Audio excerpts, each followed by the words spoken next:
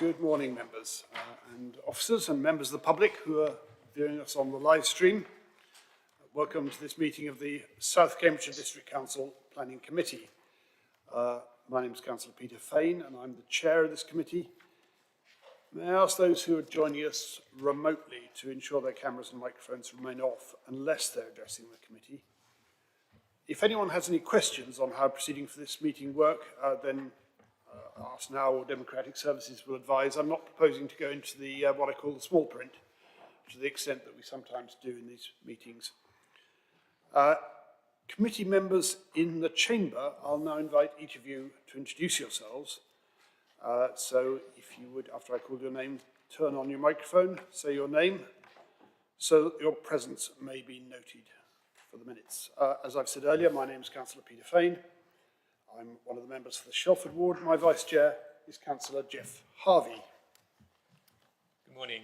Yes, Jeff Harvey, I'm the member for Borsham ward. Thank you. And we have with us here today Councillor Henry Batchelor. Morning, Chair. Councillor Henry Batchelor, one of the members for the Linton ward. Councillor Dr Martin Khan. Hello, Martin Khan, one of the members for Histon and Impington ward. Councillor Bill Hanley. Good morning, Bill Handley, one of the members for the villages of Over and Willingham. Councillor Dr Tumi Hawkins. Good morning, Tumi Hawkins, Galdicote ward. Councillor Peter Sanford. Good morning, Peter Sanford, one of the members for Caxton and Papworth ward. Councillor Richard Stobart. Good morning, Chair, thank you. I'm Richard Stobart, I'm member for Girton ward, which includes the villages of Madingley and Dry Drayton, and I'm substituting for Councillor Ariel Khan this morning. Councillor Dr Richard Williams. Good morning, Chair. Richard Williams. I am the member for Whittlesford, Triplow, Heathfield and Newton. And Councillor Mark Howell. Thank you, Chairman. Mark Howell, Caxton and Papworth ward. Thank you. I can confirm that the meeting is quorate. Do we have any other members present, either in the room or online? I see none. We have two officers with us in the chamber for the duration of the meeting. Phil McIntosh, who's our interim delivery manager. Morning, Chair. Morning, members. Phil McIntosh, interim delivery manager for the Shared Planning Service.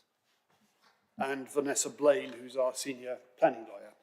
Good morning, everyone. Vanessa Blaine, senior planning lawyer. We will be joined by case officers throughout the course of the meeting. We'll introduce them then. And we have, of course, our Democratic Services Officer. Lawrence, please introduce yourself. Thank you, Chair. Good morning, everyone. Lawrence Murray, Homan, Democratic Services Officer for the Planning Committee. And our technical support today from Democratic Services is being provided by Jonathan Moulton. Good morning, Chair. Thank you. I'm live streaming this meeting. Thank you. If at any time a member leaves the meeting, would they please make that known, perhaps to the Vice Chair, so that it can be recorded in the minutes. We'll take a break from this meeting as and when necessary. I'm not going to give the time now. I hope that members will have received the main agenda pack and the online plans pack, the supplement dated 31st of March. Please let me know if you haven't seen any of those documents. Thank you. So item 2, apologies.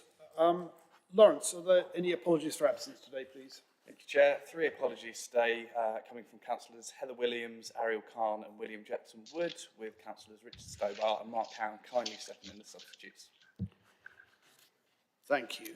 And now we come to item 3, declarations of interest. Members, do any members have any interest to declare in relation to any item of business on the agenda?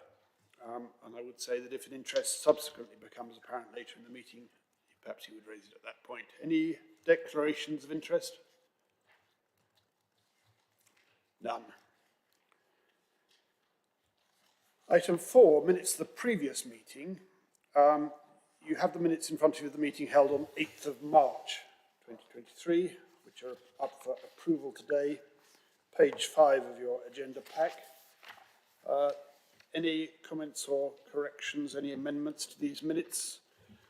Page 5, page 6, page 7, page 8, page 9, and page 10. I see no requests for amendments. Can we take the approval of these minutes by affirmation, members? I see some nods. Jimmy Hawkins, I think. Sorry, Chair, I wasn't at that meeting, so I cannot be. We'll note that. Thank you. But those who were present at that meeting, I think we can take that by affirmation. Thank you very much. Let's move on then to the substance of our meeting, starting with item 5, which is in Dry Drayton, application 22-03729 full. This is at the Dry Drayton Methodist Church, Park Street in Dry Drayton. This has been called in by the Parish Council. It's an application for the erection of a single-storey side extension and a first floor rear extension, together with the provision of 2 parking spaces and 8 cycle parking spaces, and the creation of a vehicular access to the site. The presenting officer today is Dominic Bush, who I see is with us online. Dominic, thank you. We're with you. Thank you. I'll just share the presentation.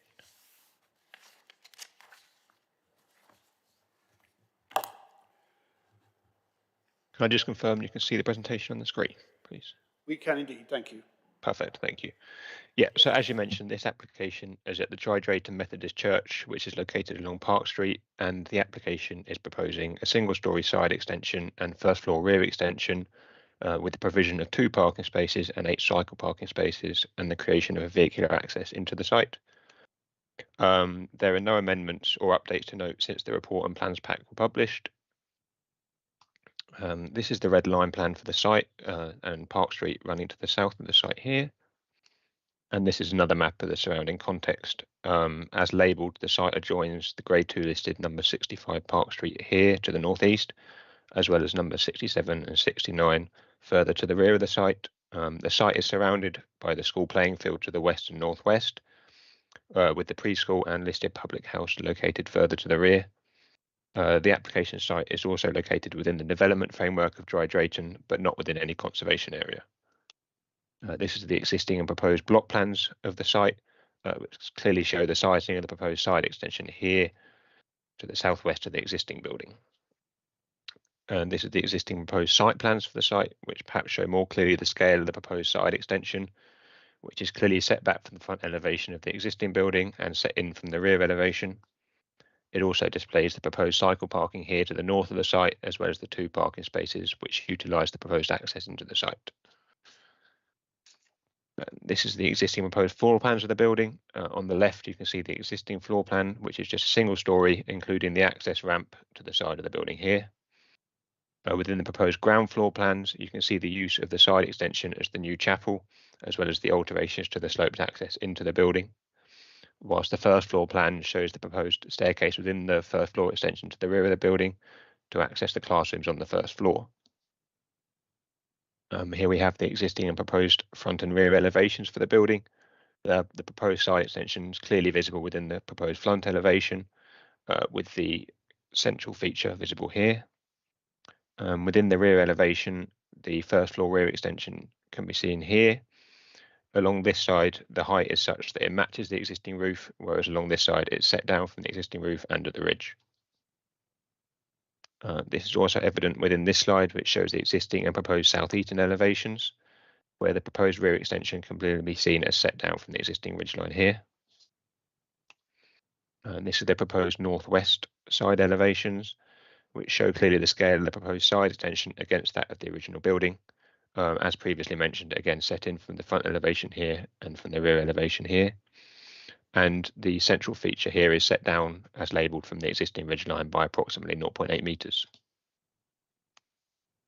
This slide just shows the view into the site from along Park Street, and this space here is where the proposed site extension would be sited.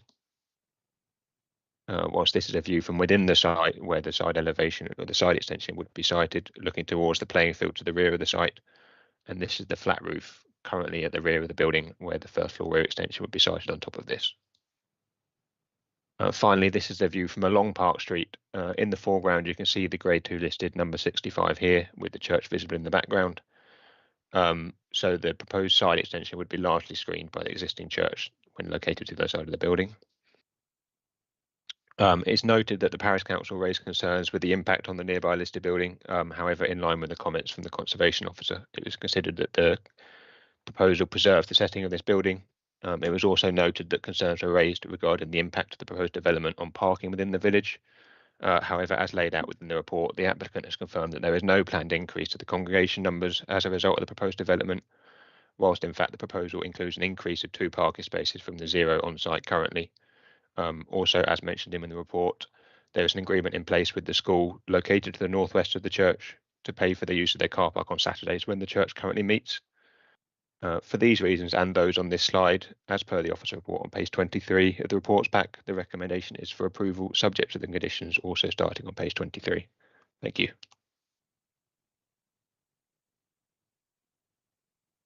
Thank you, Dominic. A brief opportunity for members to ask any questions of clarification for Case Officer. Councillor Henry Batchelor. Thank you, Chair.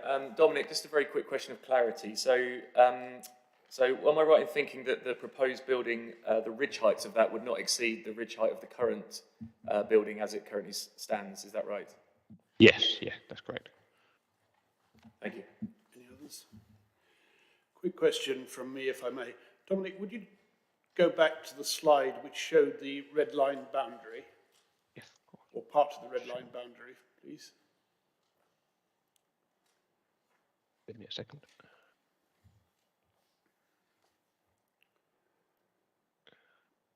Is it this one? Thank you. So the red line boundary is just the immediate area around the Methodist Church. There was a previous one that appeared to show it extending rather further, but that was perhaps something else. I believe, yeah, this one is not the red line for the site, but that includes the school playing fields to the rear.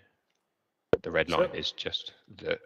So that one that is up on the screen now is the correct red line? Yes, I believe so, yeah. Thank you. Right. Yeah, we have 2 more questions. Can we go to Councillor Khan first? Councillor Dr. Martin Khan first. What advice was sought on the design of the extension, and what considerations were taken into account? I noticed that it's been set down at a lower level, so what considerations were thought? I believe there was a pre-app previously at the site where the design of the site extension was quite a prominent feature of the discussion, and as part of this application, the height of the central feature, which was shown at the front of the rear, or the front of the proposed extension, was set down slightly to make it less, or to make it more subservient, sorry, to the existing building, and the width of the windows at the front elevation of the proposed site extension were also reduced. The current design is very different from the existing building to which it is attached. Was that considered to be a consideration? Yes, it was. I think it's considered that it's clearly differentiates itself from the existing building. While it's modern in design, it's clearly visible as an extension rather than trying to correlate with the existing building as such.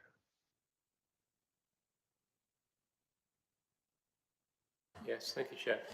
I just wanted to notice one of the objections raised is interference with the operation of the existing lay-by, but is that a sort of official highways lay-by, or is it just a sort of area where the road's slightly wider and a sort of gravel kind of area where you can pull off the road?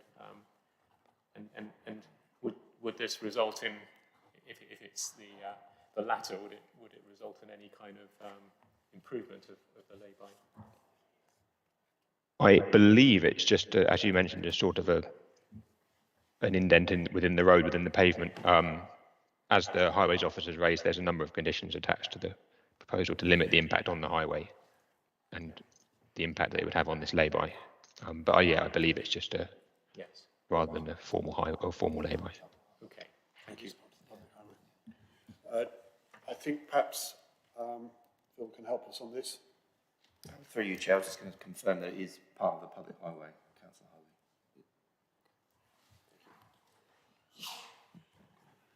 Right. I hope that clarifies the issue for everyone. Any further questions? We will, of course, have an opportunity for debate later. Well, we'll then progress to our two public speakers. First, I'd like to call on the agent for the applicant, who is Dominic Padalino. Are you there, Dominic? Hi, I'm taking place with Dominic, who's not available today, unfortunately. My name's Chris. I work for DPA Architects. Chris, please introduce yourself. My name's Chris Hill. I work for DPA Architects. Thank you. Right, Chris, the floor is yours. Good morning. This application is presented to you today for an extension to an established church located in this residential area. The proposed extension has been designed to be subservient to the main church, not causing harm to the street scene or the adjacent listed building, as already noted. The Conservation Officer has supported the scheme, and he supported the design approach of us using the modern materials, which separates the character of the old building and the new building, so the old building still is visible and obvious. The design falls within the dry drayton development framework and is compliant with policy S7. The proposed extension will support the main functions of the existing church. The proposal also has the support of the local highway authority, who have not raised any objections and are happy with the church's agreement with the school, which allows the congregation members to continue parking. The church currently has around 41 members and meets regularly once a week on a Saturday, and sometimes around 6 times a year on a Sunday for special services. The average attendance out of those 41 members is around 30 on a Saturday and approximately 10 on those 6 Sundays. The proposed extension will not alter or increase the meeting frequency or seek to increase the congregation. I know that was a concern. The congregation size has remained static for the last 4 years since the church was acquired. The church has advertised in Dry Drayton and the local vicinity for new members, but not a single local person from Dry Drayton area or the surrounding villages attended any of the services, nor has there been any new members. As we know, church membership in the UK is in steady decline, and they do not expect this to increase members at the church. I think the plan officer has mentioned all the design comments, and there's not really anything further we have to add. Thank you for that presentation. I don't think we have any need for members to seek clarification on that. No. Thank you very much. Thank you. Our next public speaker is our parish council representative, Councillor Sean Hurihan.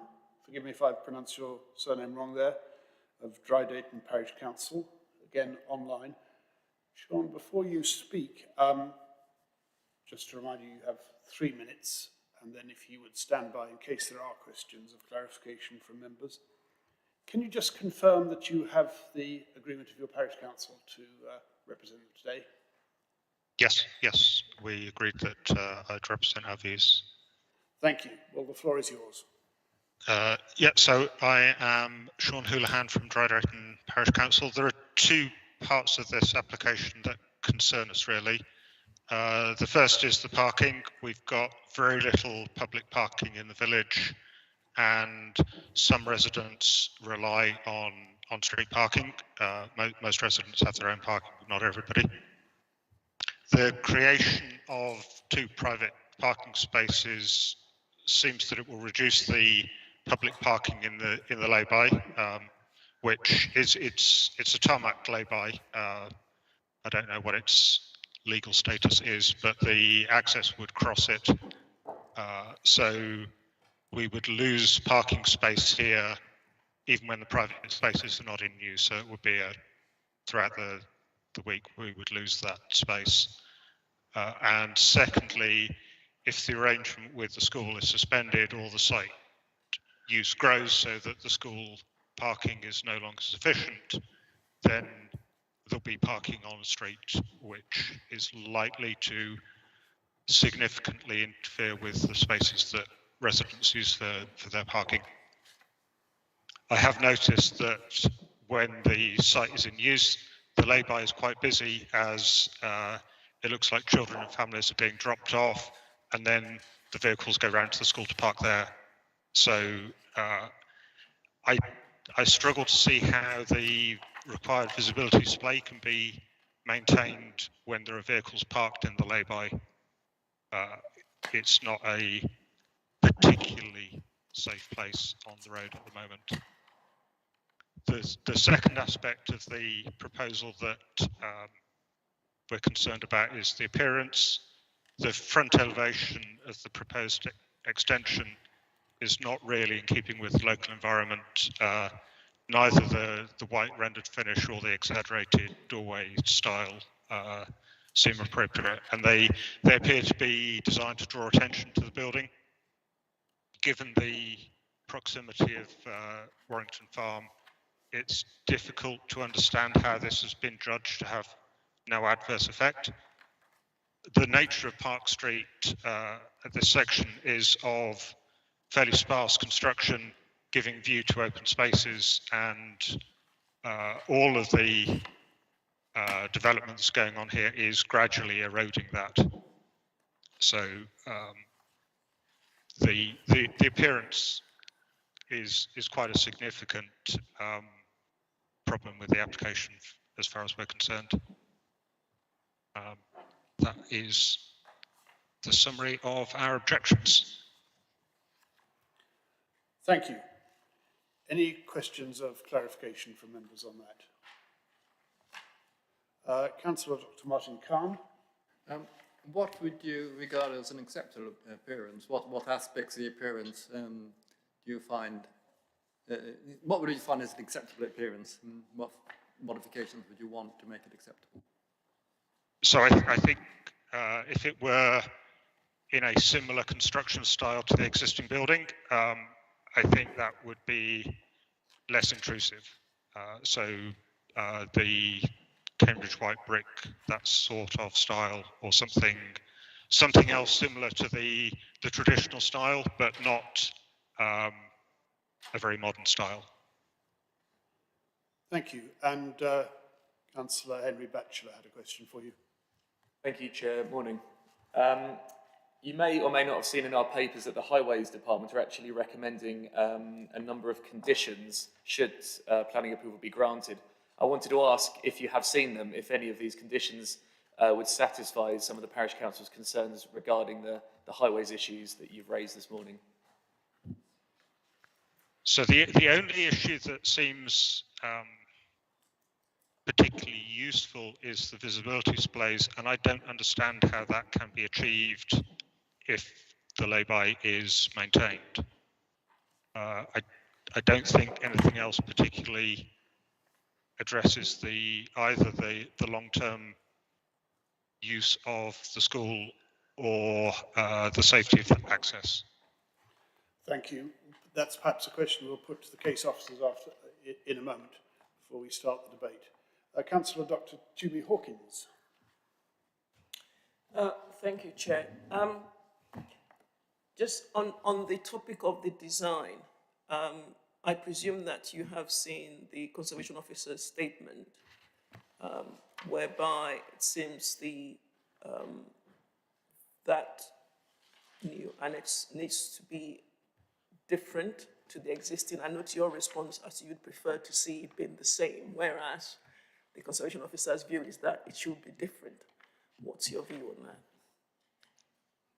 I struggle to see how making it different and more visible will enhance the street scene. I mean, what's presented appears to be a new building will make it look better. and the majority of the village along this part of the village is not new modern buildings. We have very few modern buildings in the village. I don't see that we need any more. So I don't understand why making the extension different to the existing building is seen as a benefit. Right. Well, Councillor Hahn, I have no further questions for you, so thank you very much for your presentation. We will now proceed to the debate. Before we do that, I wonder whether the case officer would like to address one, possibly two of those issues that were raised by the Parish Council, how the visibility display can be accommodated, and possibly the question asked by Dr. Jimmy Hawkins, which I think is fairly clearly set out in the Conservation Officer's comments. But Dominic, if you're there, are you able to comment on either of those? Thank you. Yeah, so in terms of the visibility displays, generally in agreement with the highways officer, I wasn't entirely sure of the use of the lay-by and how often it's used by cars for parking for the school, etc. But I think we believe that the 2-metre visibility displays either side of the lay-by and the entrance, the access proposed, could be achieved, hence the condition being applied in this instance. And in regards to the design, as within the report, it was considered that while it is a modern design, the site's not within a conservation area, and the design is considered to contrast with the existing, more traditional form and appearance, but that's considered acceptable in this instance. Thank you. Right, let's proceed to the debate. We say here we have no comments from local members, but I'm glad to say that we have Councillor Richard Stobart with us as one of the local members. Do you wish to speak first in the debate or to speak as local member? I would, Chair, if you'll allow me. Can I proceed now? Please. Thank you, Chair. Thank you, members, and those who've presented. So, Dry Drayton, just to give a little background, is not a large village, but a significant one that is within sight of Cambridge and yet quite separate. And I think there are several points made about the public transport situation that's alluded to. It has quite an open format that has also been referred to in the prior discussions. It does suffer from a high-speed connection, and it was never intended that way, but that's how it's worked out for the village between the A14 and the A428. It's problematic for the village, and in fact, I don't think you'll have seen necessarily, but this development actually sits on that busy road. So Park Street is actually one of the roads that is part of that route between the A14 and the A428. And so the emphasis on road safety, I think, is particularly well made. And if this development were to proceed, then I think those safety issues need to be just gold-plated a bit more and then monitored.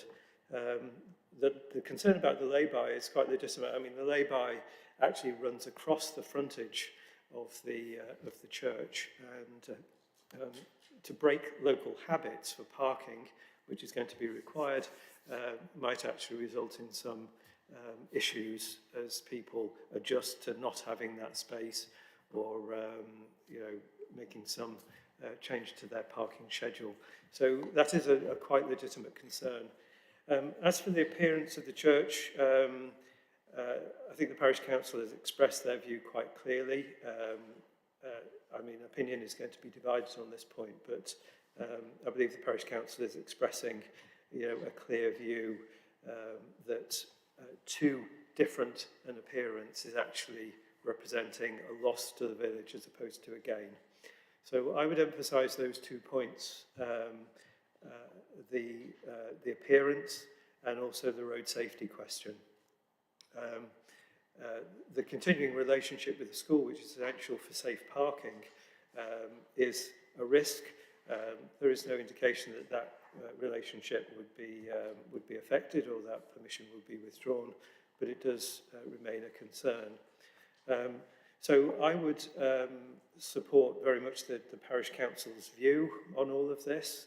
I know the Parish Council's view leaves the opening for this to proceed, but with, I think, strengthening of the conditions as they've been defined. So that's my view, Chair. Thank you for the opportunity to speak on this. Who would like to speak next in the debate? I have Councillor Peter Sanford, I think.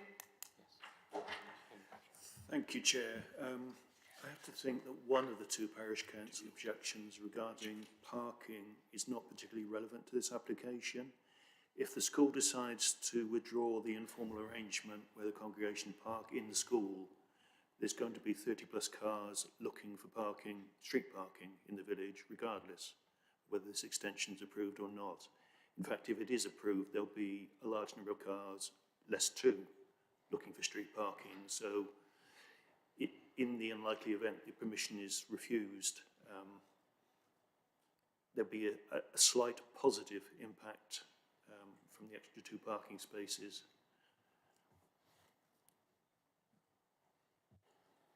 Thank you. And next, I think, Councillor Batchelor. Thank you, Chair. So when I first read the application, 2 points jumped out at me as being potential areas of concern.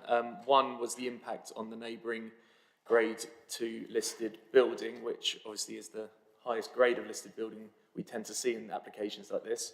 But I was reassured by the Conservation Officer's comments. They don't go as far as to say they would support the application, but they said there's no reason from a conservation point of view that the application should be refused. And in this particular case, I don't feel I'm in a position to second guess those comments. So for me, that particular concern of mine has been eliminated. The second was the impact on the neighbouring school. But I think as we've heard from various speakers today, the school, as it currently sits, is supportive of the church, i.e. they allow them to park cars in their car park at weekends when the school isn't open to pupils. And I think, as has been said, that may be withdrawn in the future, but as it currently stands, I believe they are still supportive of that. So that does eliminate the second issue that I had identified before coming here today. We've heard a lot about highways, concerns regarding highway safety and parking. And again, we do have a no objection return from the local highways development management, and we also do have a raft of conditions that the highways officer recommends that are incorporated, which I see our planning officer has done, which I'm supportive of. There was some talk about beefing up some of these conditions. I personally think they're fine as they are, but if other members wish to make a proposal to beef them up, I wouldn't be in objection to beefing them up, but if they weren't, I'd be happy to support them as they currently sit as well. So all that taken into account, as it currently stands, I feel the benefits for approving this application by far outweigh the harm, so I would be supportive of this application. Thank you, Chair. Thank you. And next I have Councillor Dr. Richard Williams. Thank you, Chair. I'm going to address my comments to the design issues that have been raised, and I think, as everyone has made clear, this is a very modern design, and it's not designed to be in sympathy with the existing building at all, really, and I think that's the point. I think this is one of those very difficult cases. I do have a general concern about a proliferation of different architectural styles in villages, which start to look very messy and start to lose local character. I take on board the comments we've got, but this is, as I say, one of these very difficult ones where this fundamentally comes down to a matter of judgment. I mean, if we look at policy HQ1 in our local plan, 1A talks about design should preserve and enhance the character of the local urban and rural area and respond to context and the wider landscape. Paragraph D talks about designs being compatible with their location and appropriate in terms of scale, density, mass, form, siting, and design and proportion. Textiles, materials, or texture rather, sorry, materials, etc., etc. I find it very hard to conclude that a very modern design complies with our local plan policies. But I do accept that it is fundamentally a matter of decision, a matter of opinion, and we do have our consultees telling us they don't think there is a problem, but that's their opinion. I have a different opinion. I rather suspect I know which way an inspector would go if it came to an appeal. But I'm not happy with the design. I don't personally think it accords with our local plan. So I do have concerns about the application. Thank you. Councillor Dr. Martin Khan. Councillor Richard Williams has stole my thunder. I noticed there's generally an assumption that with buildings of a certain character, it's better to have a different design to show the difference, to leave the original building in its style.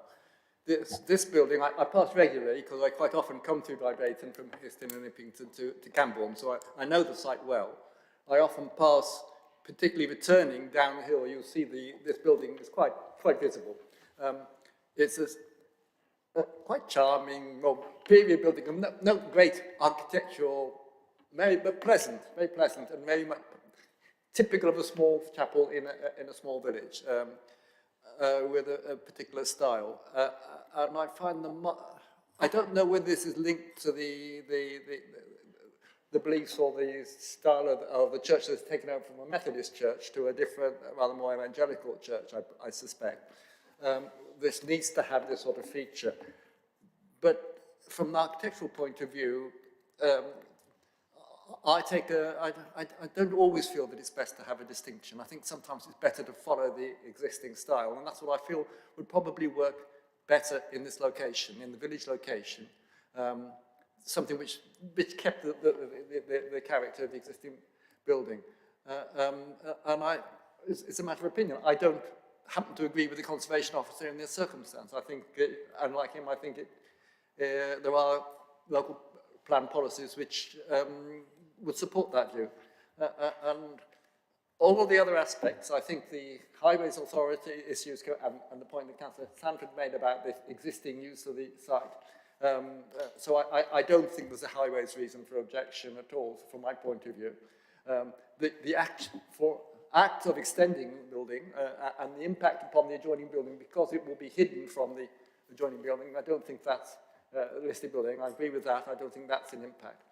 But the effect on the building itself, I feel, and on the character of the village, I think is important, and particularly on the main route that people pass through the village. And I don't think I can support it on this application on that grounds, and that ground solely. If a different application came forward exactly the same size, but which fitted in, I don't think, I suspect that I wouldn't have these objections. Before I invite other speakers, two speakers have referred to this question of the design. We have before us, this relates to paragraph 10.9. I'm just wondering whether a condition, perhaps as to the choice of materials, would satisfy the concerns as to the design, or is it the actual design of the building? Councillor Khan. To me, it's the actual design. I feel that you could do a much better. I feel the job that reflected the existing building would be, rather than a modern design, would actually be more appropriate in this location, particularly as the actual building is going to be larger than the extension is going to have a larger facade than the existing building. Councillor Williams. Yeah, I think I share the view of Councillor Khan. I think it's the design, it's not just the materials, and even to change the materials, you'd actually be requiring a different, from my point of view, design than that which has been put forward to make it acceptable. Thank you. And now, Councillor Dr. Tumi Hawkins. Thank you, Chair.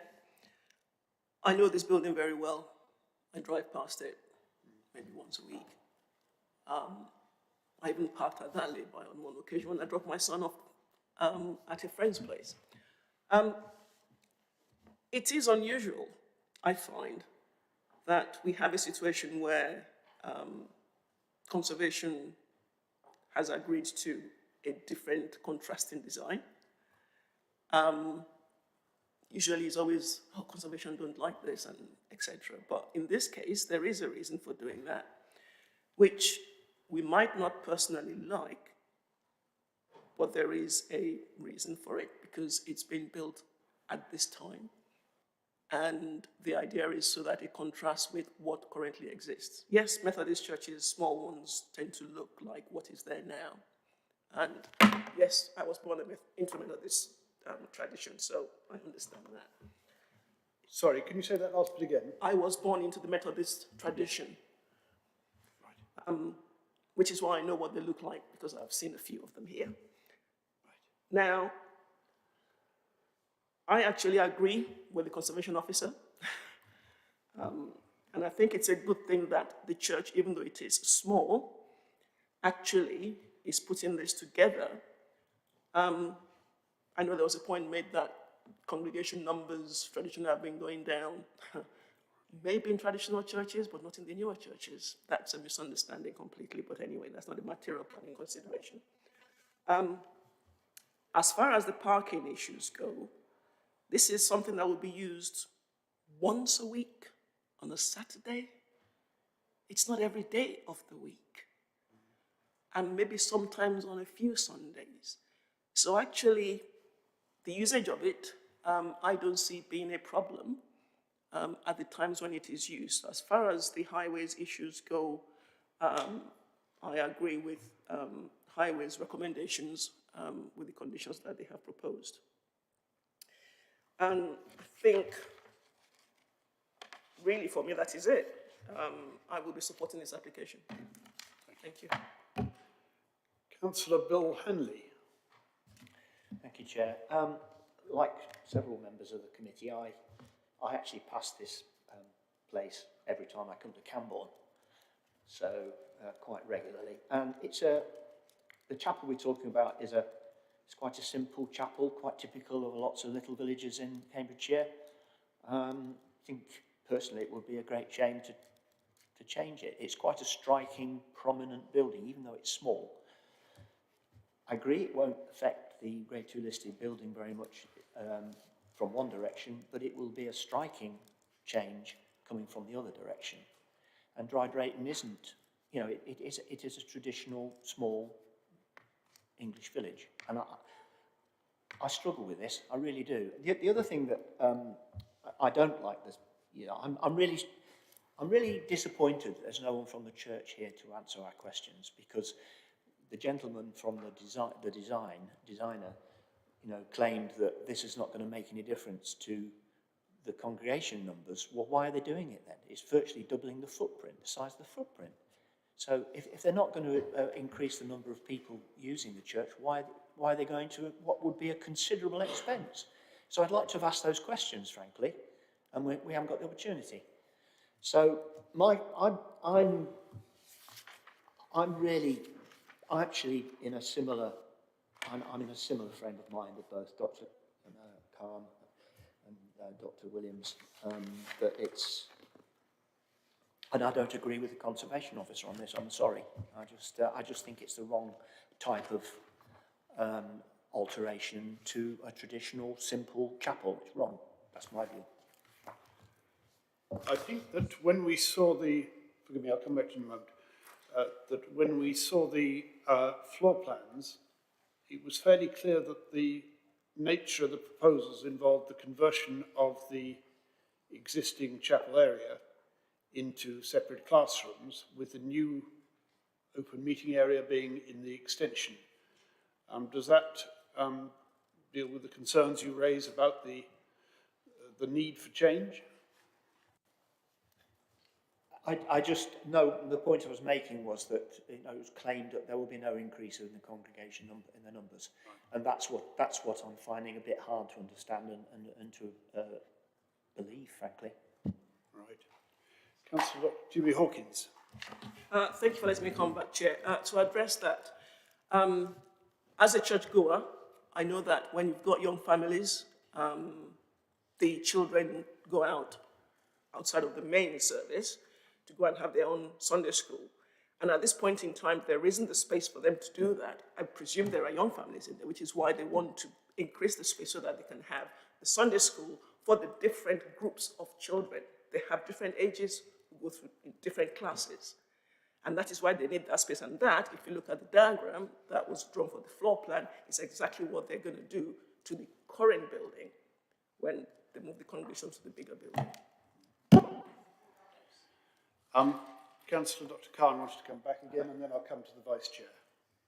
Actually, I was just going to support Councillor Hawkins on this aspect of it, because my wife runs for the Reform School in Cambridge, runs the Sunday classes for that, and the school was they've just moved into a new school 7 years ago, and they run the head of the Sunday school from within the school, and they find that the design didn't take enough account of having classrooms and separate rooms for the different year groups. So I'm sure that seems to me a sound reason why they might need the extra space without necessarily increasing the numbers. The numbers haven't increased in the shul because of the fact they've got a new building. That's determined by different social issues rather than the buildings. So I would support Councillor Hawkins' those comments. And before I come to the Vice Chair, I see Councillor Richard Williams wanted to come back on this. Sorry, I feel bad for the Vice Chair. I just wanted to make a small comment though, and we are getting into the realm of speculation here, so I don't think we can go too far down this road, but I would imagine that if the proposal is to increase this, make it more possible to have a Sunday school, that increases the attractiveness of going to the church. So I wonder if that takes us back to the question, would it in fact increase usage? Because if you improve the facilities, presumably it becomes a more attractive place to go. I don't know, but I just wanted to make that comment. Yeah, why are we complaining about a church growing?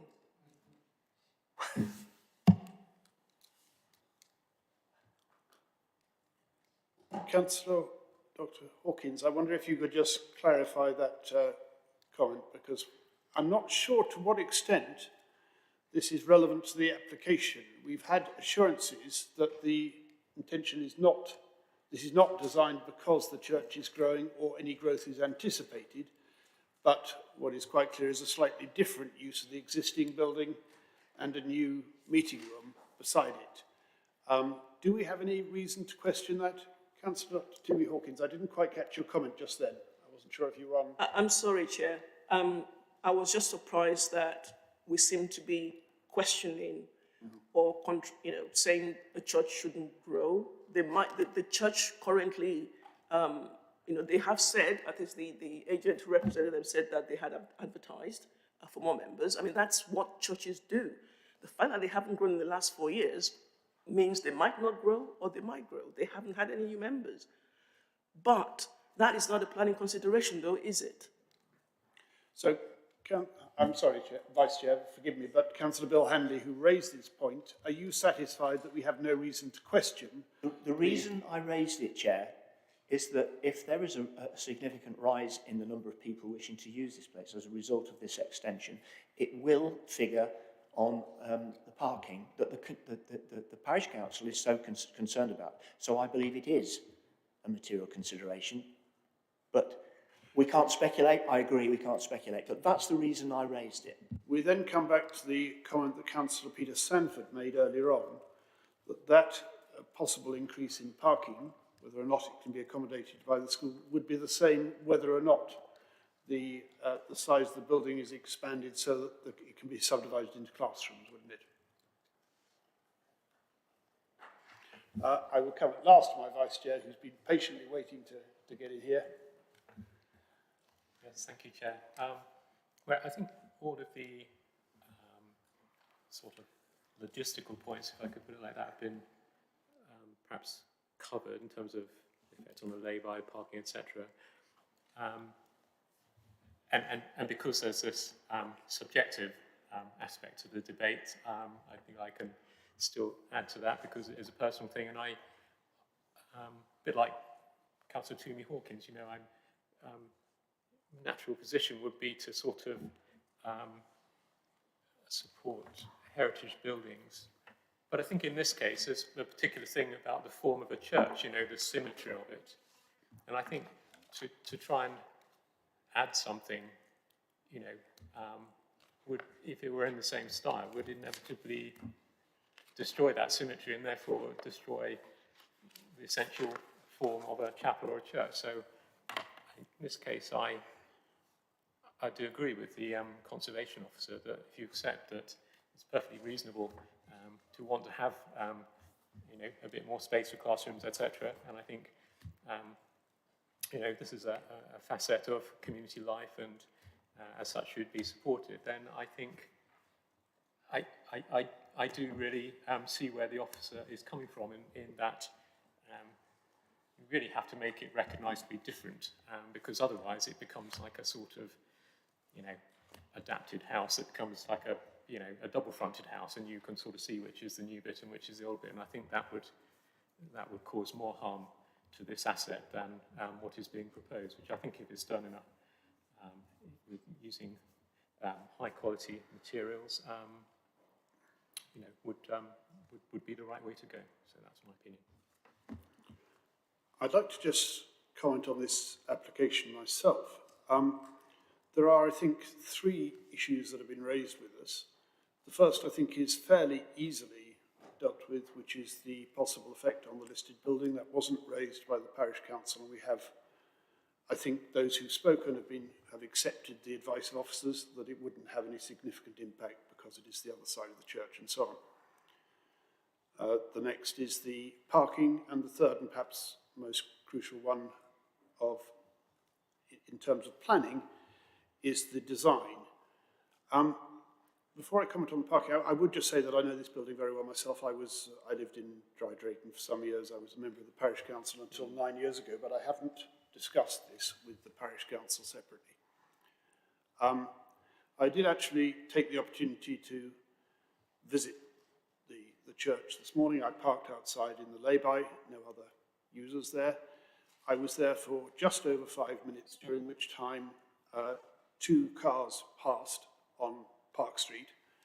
I noticed that the 3 people in the community speed watch were not having a very busy time this morning, but I'm not suggesting that need have been representative in any way.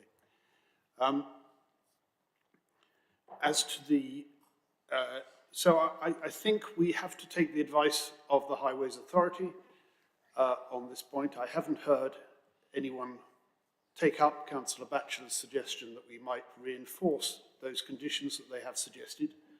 So I think we would be working with the conditions they have suggested. So it then comes down to this question of design. Is the parish council right to say that it would be better to put an extension on that would meet with the existing design, that would be compatible? A point, I think, was the word that Councillor Richard Williams drew attention to. Or are conservation officers right? I would refer you to paragraphs 10.8 and 10.9. On balance, officers are of the opinion that the proposal is acceptable in design terms.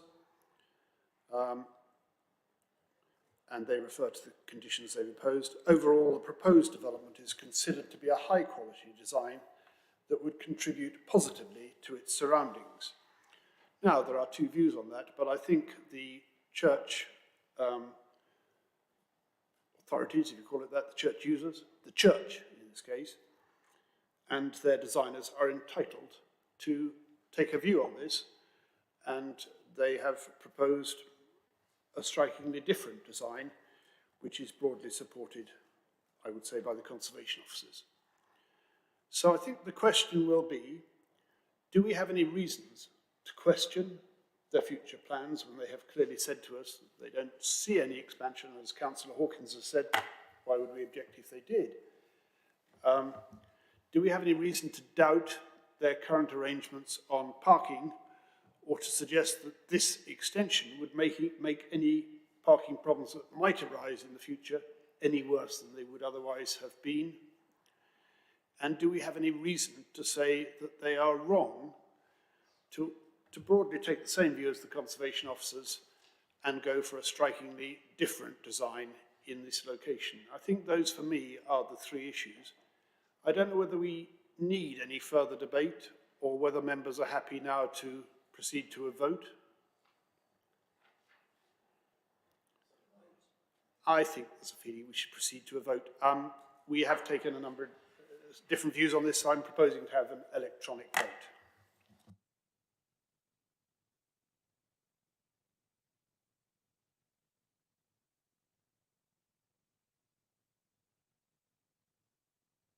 Chair.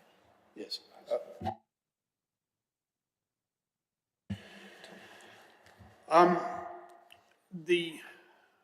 We're being asked if we want any reasons for refusal. Okay.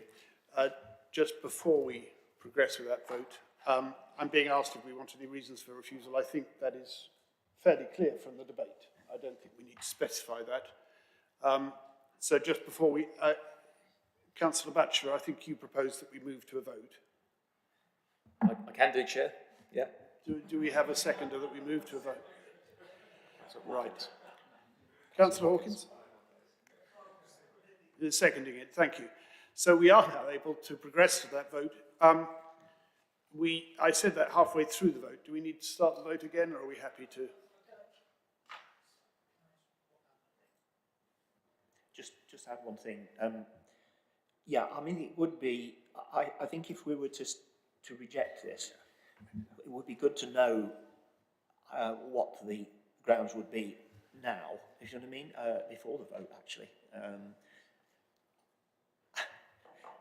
I appreciate that, you know, the officer recommendation is for approval, and it may be difficult actually to,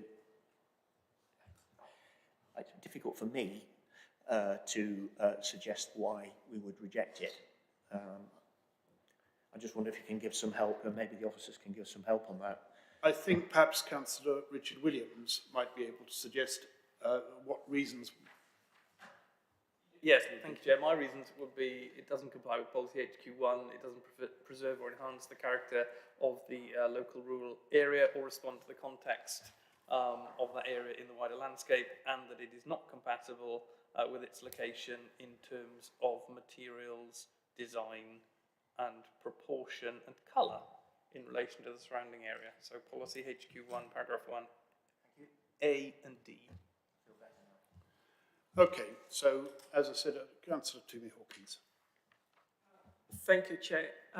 Can we have the officer's view on that, please? Because if this goes to appeal, I'm sure that we will lose it. I think that the officer's view is very clearly set out in paragraph 10.9. The proposed development is considered to be high quality that will contribute positively to its surroundings, and specifically in relation to policy HQ1, the proposal is compliant with South Cambridgeshire Local Plan policy HQ1 and with the NPPF. So we are entitled to take a different view, but I don't think, unless Phil would like to correct me, that we need to hear from officers again on this, because the officer's view is so clearly set out in our papers. So I'm sorry that we've had a further discussion when I thought we were starting the vote, but that being the case, we have a proposal from Councillor Henry Batchelor that we move to a vote, seconded by Councillor Toomey Hawkins. So I would now like to do that. So could we start the vote again, please? And those who are in favour, press obviously the blue button and then the green button.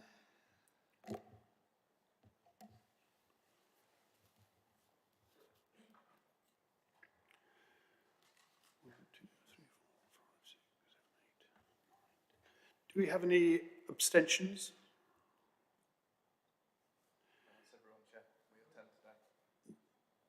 You can press the third button if you wish to abstain formally in an electronic vote.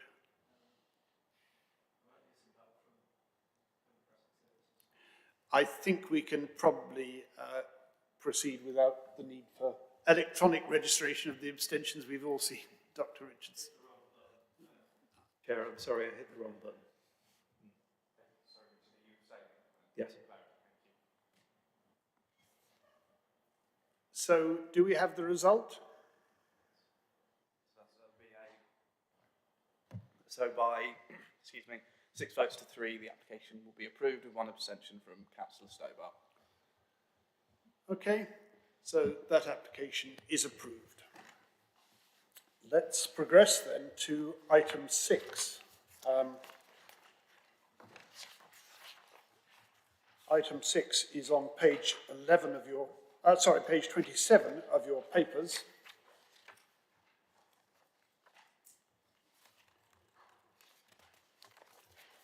And this is an application relating to 27 Silverdale Avenue in Coton. A two-storey side and rear extension. The applicant is Councillor Michael Atkins, which is the reason that it has come to this committee. It is an application by a member of the council. The presenting officer is John McAteer. Are you with us, John? Yes. John, the floor is yours. Thank you, Councillor Fain. I'll just bring up my PowerPoint presentation if I can.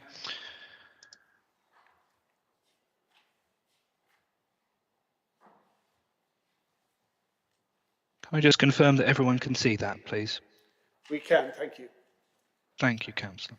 As Councillor Fain said, I'm John McAteer. Good morning and thank you for your time today, councillors. I'm here to discuss 27 Silverdale Avenue in Coton, which is reference number 23/00352/HFUL, which is for a two-storey side and rear extension. This has been called to committee as the applicant is a local councillor, Michael Atkins. So I've got the site location plan for the property raised there. You can just see it along Silverdale Avenue with the two properties here, 26 and 28, as the adjacent properties. And this is the street scene of the property from 2014, I believe, just to show you what the front elevation of the property looks like. And we have the existing elevations here with the site plan on the right. And some floor plans for you as well. And then the proposed extension we can see here along the side. This is from the front elevation of the property. And to the rear here, we can see the rear extension at the two-storey level.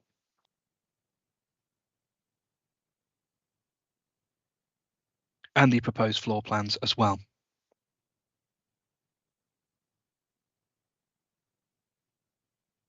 So the principle of development and design, and I've just taken a few pertinent points from my report. The application is located within the development framework boundary of Coton, where policy S7 of the local plan supports the principle of residential development. The proposed side extension element would be visible to the public realm. However, the extension would be set back both from the ridgeline of the property and from the front elevation. Only 2.6 metres would be added to the width of the property visible from the road. The proposed two-storey extension element would also be set down from the ridgeline of the existing property and would be sited within a large garden considered expansive enough to support the level of development proposed. The eaves height of the proposed extension would match the eaves height of the existing dwelling, and the extension would extend beyond the rear elevation of the property by just 1.7 metres. The proposal would not increase the footprint of the existing building extensively, and the development would be subservient in scale and design. Moving on to neighbouring amenity, the impact on neighbouring properties would be limited, and it is likely only the neighbours of 26 and 28 Silverdale Avenue would be affected at all. The side extension element would bring the dwelling 2.7 metres closer to the adjacent property at number 28. However, there is only a single glazed window in number 28's elevation, and the impact to amenity is considered to be small. The rear extension element would be visible from the gardens of both adjacent neighbours. But due to the siting of number 28 Silverdale Avenue, the rear extension would project no more than 0.6 metres beyond their rear elevation, and it is considered that the 45-degree rule outlined in the BRE guidance would not be violated on their habitable windows. As the rear extension is set in from the eastern elevation, 26 Silverdale Avenue is less impacted by this addition. It is concluded that there would not be significant impact upon residential amenity. The proposal would not be overbearing or cause an unreasonable sense of enclosure, loss of light, or overlooking. Under normal circumstances, officers would have approved this application under delegated powers. However, as we've discussed, the applicant is a local councillor. There are no pertinent constraints upon the site. No objections have been received from the local parish council, the trees team, nor any other consultees. The proposal would not expand the existing dwelling in a way which is considered inappropriate or excessive, nor would it significantly impact the street scene. Neighbour amenity would not be significantly harmed as a result of the development, and no adjacent neighbours have been objected. So it is officers recommend approval in this instance. Thank you for your time. Thank you, John, for that clear presentation. Could I just ask you to go back to the photograph of the front elevation? Of course.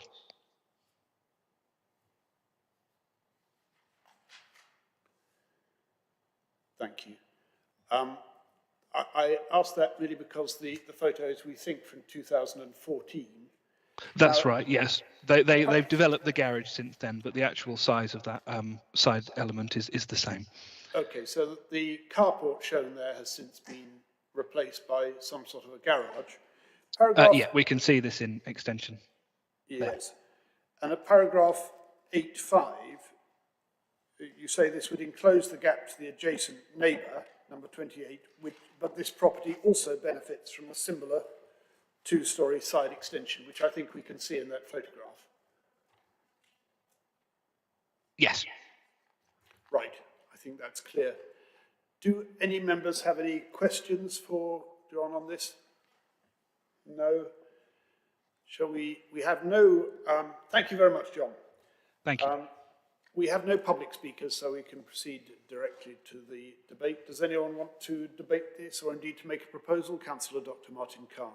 I simply wanted to comment, and it's not going to affect my decision in any way, but here we have the proposal to reduce the roof line and set back, and this is a general policy decision taken by in development.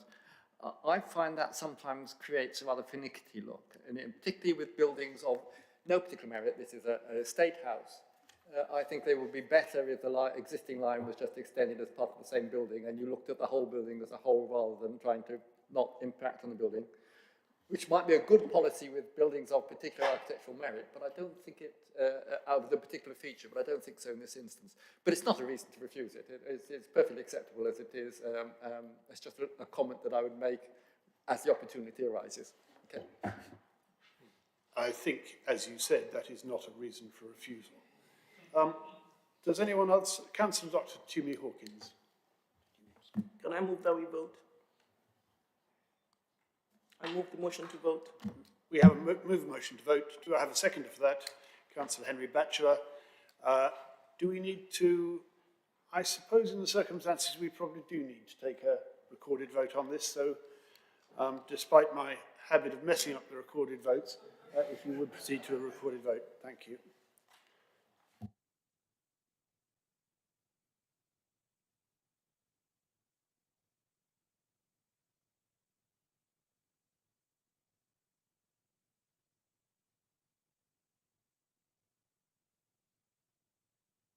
Do you let us confirm the outcome, please?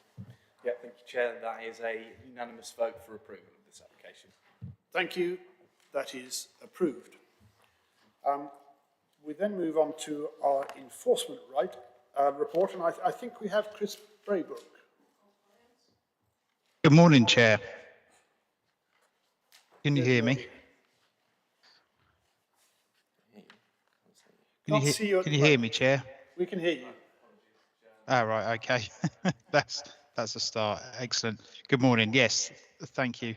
Yeah, the apologies again to the committees, just that the preparation of this report was just slightly prior to the full numbers for March, just because of when the when I needed to produce the report, get it published.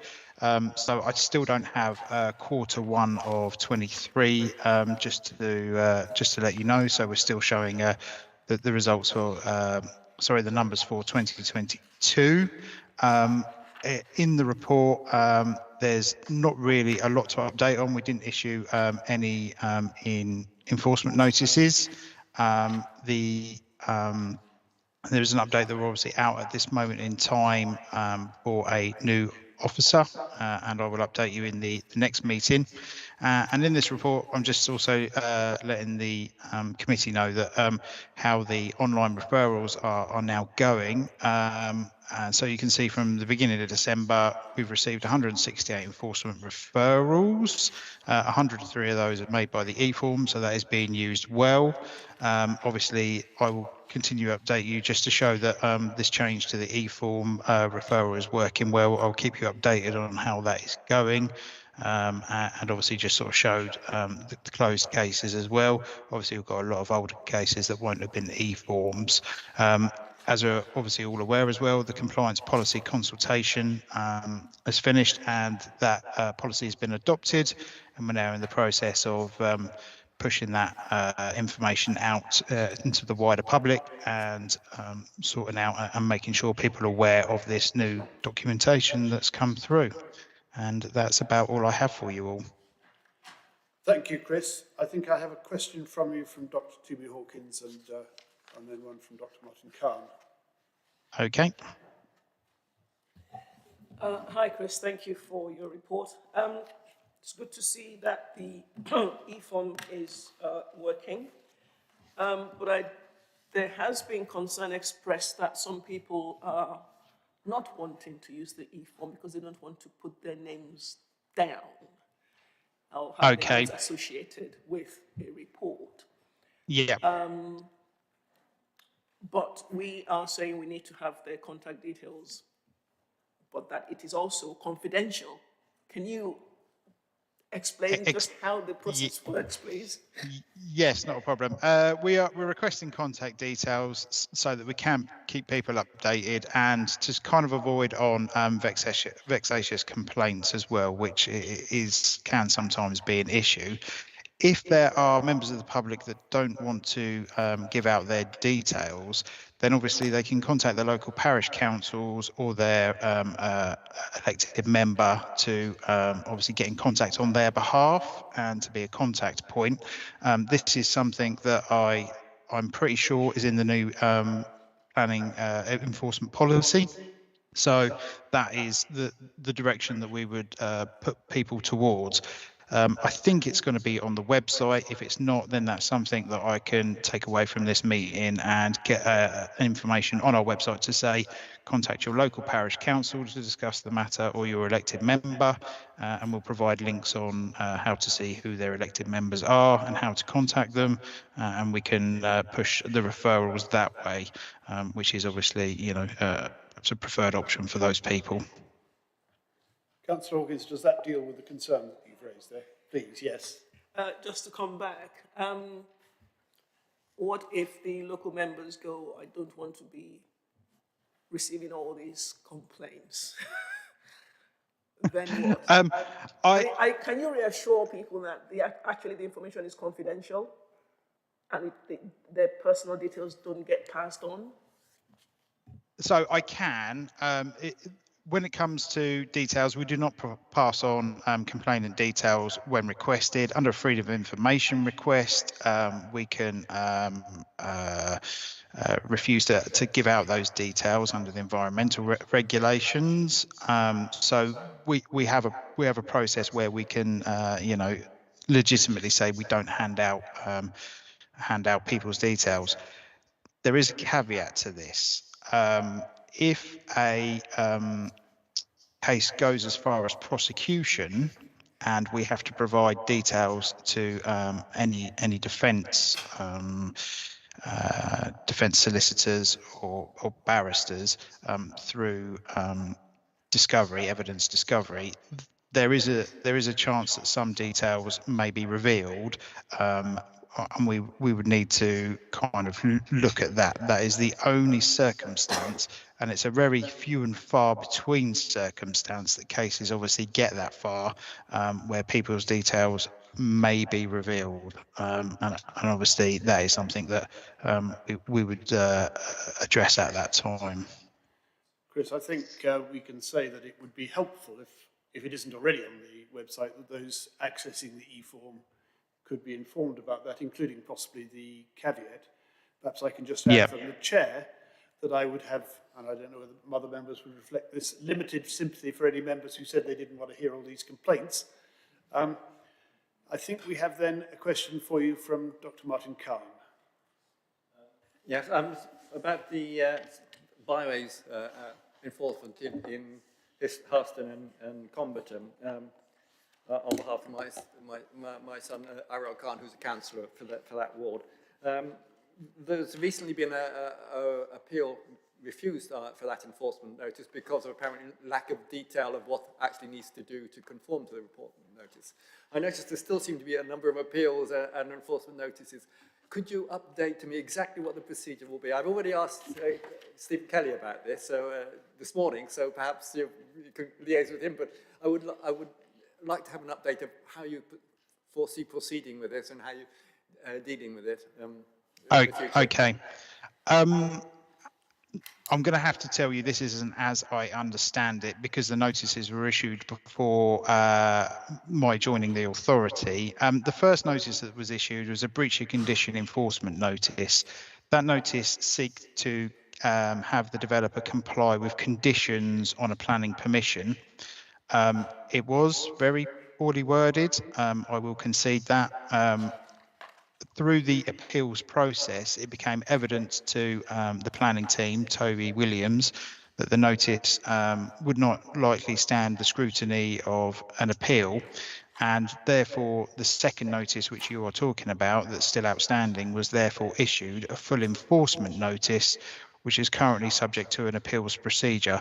I have looked at that notice, and that notice to me appears to be one that deals with all of the issues and is defendable at an appeal. I would say that the requirements of that notice are clear and precise, and I'm very happy with that, and I don't see any problems going forwards that notice would be quashed. Have you any indication about the timescale? At this moment in time, enforcement appeals are taking anywhere between 12 to 18 months, just due to the backlog of appeals with the planning inspectorate. That is not something we can speed up. Written representation appeals are moving quicker than hearings and inquiries, obviously. But like I say, there is a substantial backlog at the moment, unfortunately. So it will be some time. Thank you for that.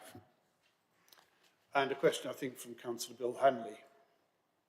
Yeah, thank you. It's related to what has just been said about the backlog. There's one case in my village where residents are very concerned that the longer the appeal goes on, the more likely it is that people who have mobile homes, businesses, livestock on a piece of land without planning permission, on agricultural land, would be able to claim a change of use because of the time.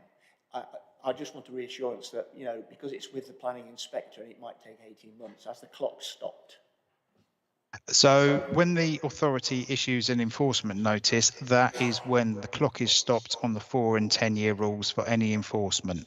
So the clock stops the date that the notice comes into effect, basically. So I can reassure you that the appeals process, whilst it is lengthy, will not have any bearing on any legality going forward over uses of land or operational development buildings that are erected or anything like that on those 4 and 10 year rules. Thank you, Chris. Chris, I think you've satisfied all our questions, or possibly all our concerns, but thank you very much indeed for that presentation. Thank you, Chair. Let's then move on to item 8, and I think Phil is going to respond to any queries on this. This is appeals, which is on page 37, is it? Yes, there we are. Page 37, agenda item 8, appeals against planning. Did you want to add anything to this, Phil, or does the report speak for itself? Thank you, Chair. I'm happy to take any queries from members on the appeals that are listed before them. I haven't got anything further to add, though. Thank you.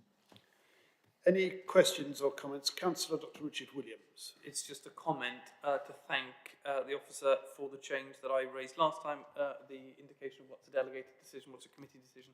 That's really, really useful. So thank you very much for doing that. Yes, I echo that. Thank you.